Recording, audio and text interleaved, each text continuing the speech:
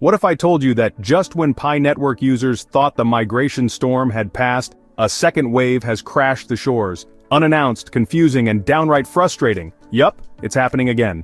From unresolved KYC nightmares to sudden migration demands showing up out of nowhere, many pioneers feel like they're stuck in a Pi loop that never ends. And with a jaw-dropping 276 million Pi token unlocks scheduled for this June, the pressure is mounting. The community is split, the market's shaky, and PiCoin is barely clinging to its support level. So, the real question is, can Pi survive this wave, or are we headed for a massive breakdown?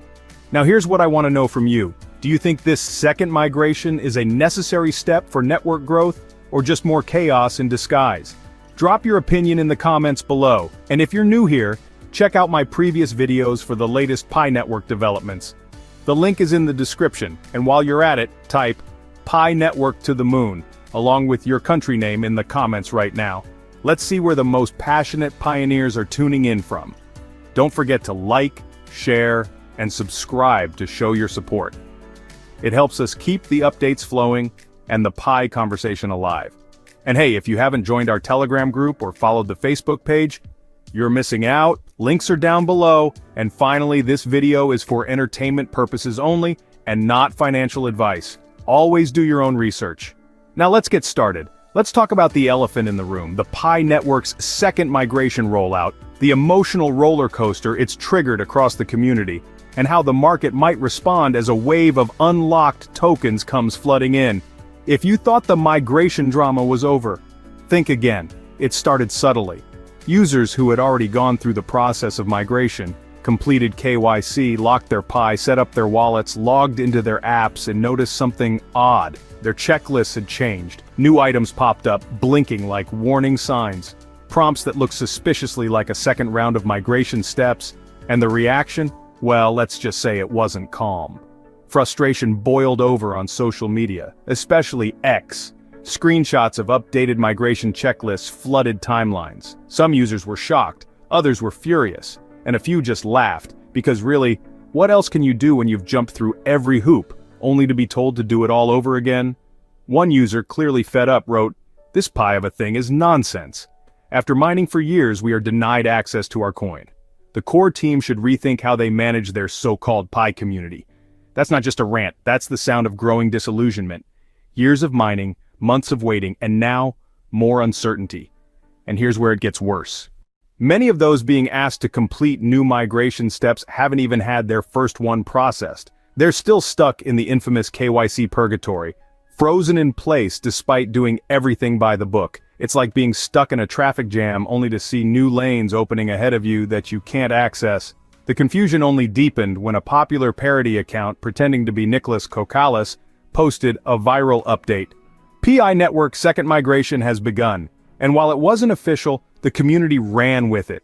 The post urged users to complete KYC, update wallets, lock Pi, and approve mainnet transfers. Because according to the message, that's how you'll unlock the ability to use Pi for real-world purchases, dApps, and Web3 apps.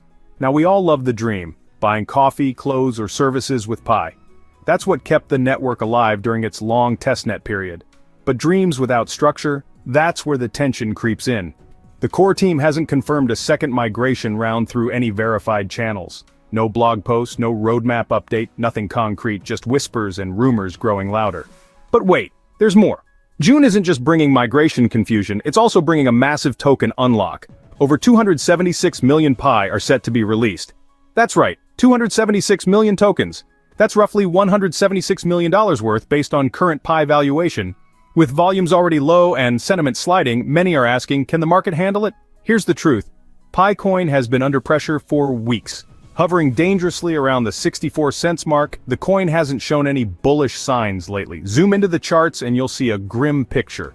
On the 30-minute frame, the price is stuck near the bottom Bollinger Band. RSI sits at 40.27, a clear signal that buying power is weak. And the MACD? Flat as a pancake. Drop down to the 5-minute view and the outlook is just as bleak.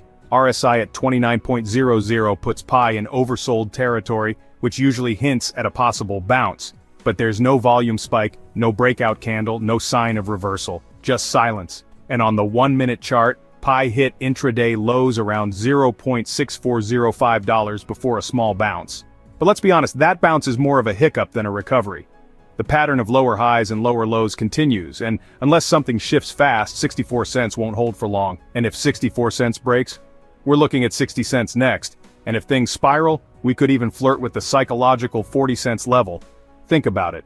Massive unlocks, community discontent, unresolved KYC issues, and no official word from the core team.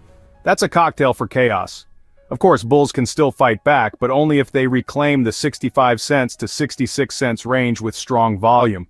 And I mean strong, not a flicker of green here and there, but real buy pressure that tells the market, we're not done yet.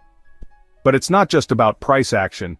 This whole situation exposes something deeper, a communication gap. Pioneers have supported this project for years, mining, waiting, spreading the word. All they ask now is clarity and a path forward.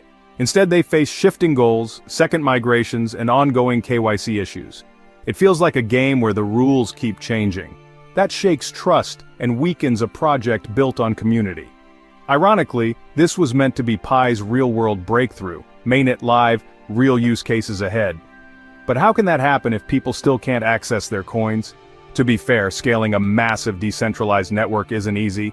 Migration takes time and effort. There will be bugs, bottlenecks, and delays. But the problem isn't just technical, it's emotional. When people feel ignored or left behind, the whole network suffers. And that's where the core team must step up. We need official updates, transparency, answers to tough questions. What's the plan with this second migration? Who qualifies? How will KYC issues be resolved for good? And what measures are in place to stabilize Pi's price during the upcoming token flood? Because let's be real, this isn't just about UI changes or new checklists, it's about confidence. Either the Pi network becomes a functioning economy, or it risks becoming a cautionary tale of wasted potential. Still, pioneers remain hopeful. Even as frustration simmers, there's a quiet determination that continues to fuel the community. Maybe it's stubborn belief, maybe it's because we've come too far to quit. Whatever the reason, one thing's for sure, June is a make or break moment, so now we wait. Eyes on the charts, fingers crossed for migration clarity, and a whole lot of pioneers hoping their years of effort won't go unrewarded. So to sum it all up, we've got Pi network users caught off guard by unexpected second migration steps, many still stuck in KYC limbo, and a massive 276 million Pi token unlock set to shake the market in June. Meanwhile, Picoin continues its bearish streak, threatening to break critical support levels if things don't turn around soon. If you found this breakdown helpful, make sure to like, share, and subscribe to support the channel. We've got more deep dive Pi network content coming your way every week. Don't miss out. Now here's my question for you. Do you think this second migration step is really necessary, or is it just causing more chaos? Drop your answer in the comments below. And if you've got questions, concerns, or your own experience with the migration process, share that too. Let's build a discussion that pushes this community forward. Thanks for watching, and I'll see you in the next one.